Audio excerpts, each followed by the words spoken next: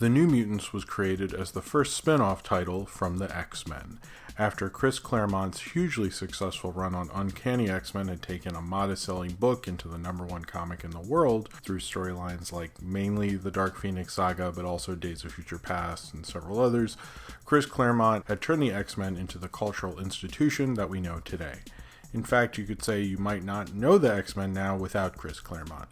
Sure, Stan Lee created them, but Claremont made them. So with all the hype and acclaim came New Mutants.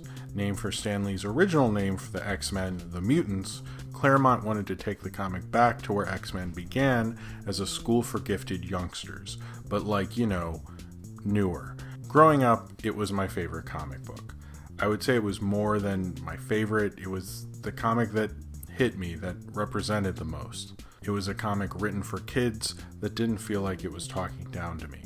It felt genuine, with genuine fears and the problems of growing up. It was more my comic than any of the others, and none of my friends were into it. I'm not sure how, but I just sort of dove in, and there really is no good reason I like New Mutants as much as I do. I'm too young to act like it's some sort of generational nostalgia, and the era I really like of New Mutants was way before I was into comics or was old enough to have even read those storylines. It wasn't like I knew someone who was really into it. It just sort of happened. One day at the local comic book shop that my dad and I frequented, Alternate Worlds, they were having a huge sale. It was the early 90s, the height of the comic book boom, and they had a ton of back issues on a rack. It's like a sale thing, because this was a big sale. And I guess they got a lot of extra ones of #1 issues, from the past, and they had Alpha Flight 1 and New Mutants 1. I had previously told my dad a lot of times before this, I really wanted Alpha Flight #1, because it came out the month and year I was born, August 1983. I thought it was kind of cool to have a comic come out with the first issue the month you were born in, on that year. Also, I was 8, so, When I saw the cover of New Mutants #1, and something sort of spoke to me. Seeing those kids running sort of spoke to me. They're running on what I remember at the time being some 3-2-1 contact kind of background, which they weren't, it's just a floor, but that's what I remembered thinking at the time. It felt different from the usual kid team. They looked a lot cooler than Power Pack or other kid-centered comics like Spidey, and it felt like something I should read, and yeah, I bought that comic right there. What struck me is that these were kids. I was already really into X-Men. I read the entire Claremont run several times throughout my childhood, so I was pretty in with the X-Men at this point, but this wasn't the X-Men. They were kids. They were unsure. They were unsure of their abilities. They were unsure of what they wanted to be, unsure of who they were, and unsure of how to be superheroes. Seeing Danny Moonstar run away from the Danger Room really spoke to me. Oh my god, that is what I would do as a kid. The Danger Room was really scary, and she was going to fail. I am going to fail. I can't do this. I'm not good at gym, and I am going to fail. There's no way I can succeed. And I should run away and forget about all of this. This felt real to me in a way. I hadn't seen that before in a comic about kids. And for me, Danny Moonstar was sort of my character. She was defiant, angry, the leader, figuring herself out, really someone I really related to. That was mostly by design. Clearly the book and Claremont's writing favors her. She's the team leader in his eyes, and even if she isn't actually the team leader of the New Mutants, in the beginning it was Karma, by the way. As a kid growing up, I mostly followed stories about boys. This partly because kids are super into gendered stuff, also because I was 8 and girls were gross. But in the early 90s, I had a chance meeting that changed all that. I think this happened when I was about 9, but it was sort of a big, impactful life moment. At my usual comic book store, which again was Alternate Worlds, and is actually still around all these years later, Chris Claremont came in to do a sighting. My dad explained to me that this was a big deal, that this guy who wrote X-Men longer than I was alive at that point, and made the X-Men what they were. He had recently been fired from X-Men just a little bit before this, so to give you sort of the timeline. This was Claremont right after writing the famous X-Men #1, so we were definitely going. I mean, how often does Chris Claremont show up at your local comic book store? So we all showed up. It was me, my dad, my little sister, and then the only people that were there were the guy who worked at the comic book store and Chris Claremont. So when I was 9, I think I was 9, I got to hang out with Chris Claremont. and ask him pretty much any X-Men question I could think of. I got some New Mutants signed by him. I believe it was New Mutants #1. He was actually really nice to me and my little sister, and it really just represented a lot. This big X-Men writer who would talk with us about comics and hang out a bit. Just seemed really smart and wise and just like everything you want him to be. But if you ever heard an interview with him, he is exactly like that. One of the bigger things we talked about with him was when my little sister Sarah said that Kitty Pryde was her favorite character. And he actually responded and said that was his favorite character too. I was honestly a little shocked, like, wait, what? Like, not Wolverine? Wait, so this guy who wrote all these X-Men comics, his favorite isn't Wolverine or Nightcrawler or Cyclops or Gambit. His favorite is Kitty Pryde. To be honest, it was just like, oh, so female characters are a thing. Like, that's something you can be into. And I remember sort of him echoing that he also really liked writing Danny Moonstar. But what really changed about this is how that completely made me rethink liking more than whatever boy was strong, basically. Like, this was the guy. This was the guy who created all of the X-Men, who made the X-Men. And to him, the best character was Kitty Pryde. And again, I was like 8 or something like that. This was the 90s. But I really embraced it. And I took Kitty Pryde a lot more seriously after this. But also fell really into Danny Moonstar. I remember reading that New Mutants #1 before this and really relating to her, but I guess I never really talked about it or wanted to, or I already had an affinity for her, at least that's how I remember it. But it felt like he was almost like, no kid, you can get into these people too. You don't have to just like Wolverine and the people in the X-Men that you're supposed to like. Should I have not needed that permission? Yeah, I should have been, more nuanced or something like that. But this was that moment. This was that moment for me. Like, not just the typical characters that you think are cool are the ones that you can relate to. And that was sort of a big moment. I really left that meeting glowing, and I seriously had this whole new perspective on comics, on the X-Men, on everything. I just remember thinking he was maybe the greatest writer ever after all this. He still is one of my favorite writers, not just of comics. I mean, he's that too, but of all time, he made a big impression on me. The pinnacle of New Mutants for me was the Demon Bear story. I remember when I read that issue, the cover is amazing, just Danny Moonstar looking triumphant, knowing she would do battle with her greatest fear, the bear that killed her parents, the Demon Bear, the bear that we had heard about since the beginning.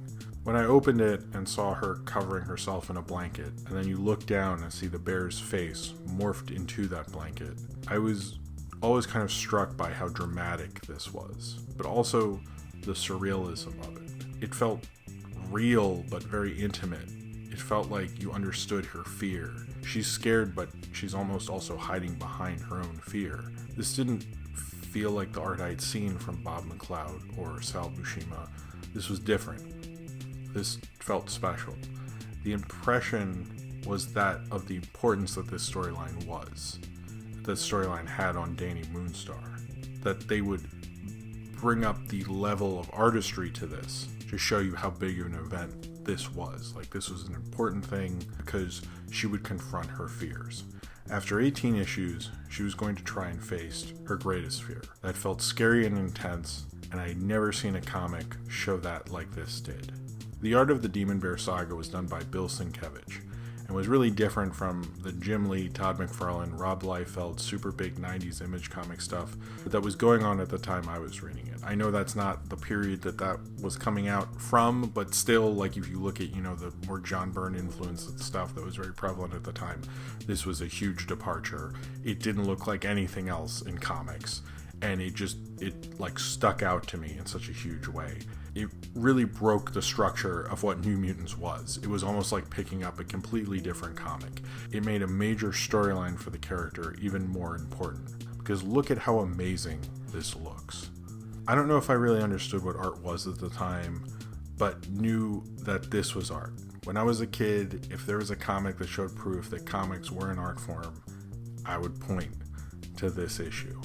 This is Danny Moonstar's big moment. This is her villain. Right from the beginning of Danny Moonstar, you always knew that the Demon Bear was her greatest fear, And for a character who could literally go in your mind and make a psychic representation of your greatest fear, that was a big deal. It was brought up several times from the beginning, and we knew that a bear killed her parents.